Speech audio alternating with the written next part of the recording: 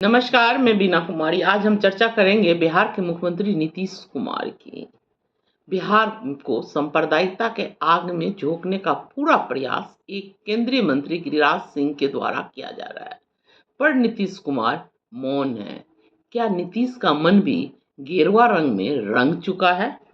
कई बार बिहार की जनता ही नहीं, पूरे देश के लोग पेशोपेश में पड़ जाते हैं कि आज भी बिहार के मुख्यमंत्री वही नीतीश कुमार है जो 2010 में भाजपा के नेताओं के सम्मान में आयोजित रात्रि भोज सिर्फ इसीलिए रद्द कर देते हैं कि उसमें गुजरात के तत्कालीन मुख्यमंत्री नरेंद्र मोदी आने वाले थे। गोधरा और गुजरात दंगा के कारण नरेंद्र मोदी को 2014 के पहले कभी भी भाजपा का प्रचार तक बिहार में नहीं करने दिया। इतना ही नहीं, भाजपा के टिकट पर भी कौन कहां से चुनाव लड़ेगा, इसमें भी नीतीश की रजामंदी ली जाती थी। नीतीश तब भी भाजपा के समर्थन के दम पर बिहार के मुख्यमंत्री थे, आज भी भाजपा के समर्थन के दम पर ही बिहार में मुख्यमंत्री हैं। क्या नीतीश अब कमजोर हो गए हैं या उनकी राजनीतिक हैसियत को सिमटा दिया गया है? आज इसी विषय को समझने का प्रयास करते हैं। नीतीश का बड़ा से बड़ा आलोचक भी इस बात से इनकार नहीं कर सकता है कि नीतीश ने भले ही भाजपा के समर्थन से पिछले 20 सालों से बिहार की सरकार चलाई हो, पर कभी भाजपा को सांप्रदायिकता का जहर बिहार में फैलाने की छूट नहीं दी है। तो आखिर अब ऐसा क्या हो गया कि वह गिरिराज के नफरती बोल को रोक नहीं पा रहे हैं? आखिर भाजपा सांसद प्रदीप सिंह कैसे बोल रहे हैं कि अररिया में रहना है तो हिंदू बनकर रहना होगा? तलवार और त्रिशूल की बात करने की ताकत गिरिराज को किसने दी? किसके बल पर वह 100 तमाचे मारने की बात कर रहे हैं?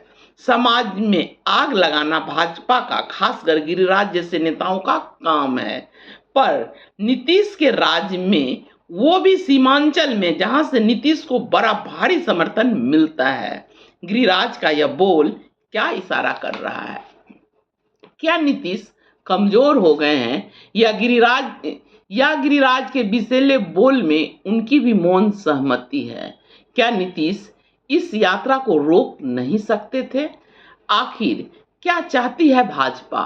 गिरिराज के इस हिंदू स्वाभिमान यात्रा के माध्यम से 2025 का विधानसभा चुनाव से पहले बिहार को सांप्रदायिकता के आग में झोंककर अपना मुख्यमंत्री बनाना चाहती है। बिहार में या नीतीश अपनी गिरती लोकप्रियता के डर से भाजपा की सांप्रदायिकता को हवा दे रहे हैं? एक बात तो कतई स्वीकारनीय नहीं है कि नीतीश कमजोर हो गए हैं। 2024 के लोकसभा चुनाव से पहले तक तो यह माना जा सकता था कि मोदी की बढ़ती लोकप्रियता के नीचे नीतीश की अहमियत कम हो गई है, क्योंकि तब भाजपा को 303 का बहुमत था। 2024 के लोकसभा चुनाव के बाद नीतीश की बैसाखी पर चल रही मोदी की सरकार के सामने नीतीश की मजबूती बढ़ी है। आज मोदी को नीतीश के सहारे की जरूरत है। नीतीश को तो भाजपा की जगह तेजस्वी का भी सहारा मिल जाएगा। मतलब मोदी नीतीश का जरूरत नहीं है, नीतीश मोदी की जरूरत है। तो फिर यही सवाल, आखिर गिरिराज को इतनी हिम्मत कहां से मिलती है? इशारा साफ है, सुशासन बाबू का मौन समर्थन हासिल है, तभी गिरिराज सीमांचल में आग उगल रहे हैं। 2010 वाला नीतीश आज होता तो गिरिराज जेल की सलाखों के पीछे होता, पर अब नीतीश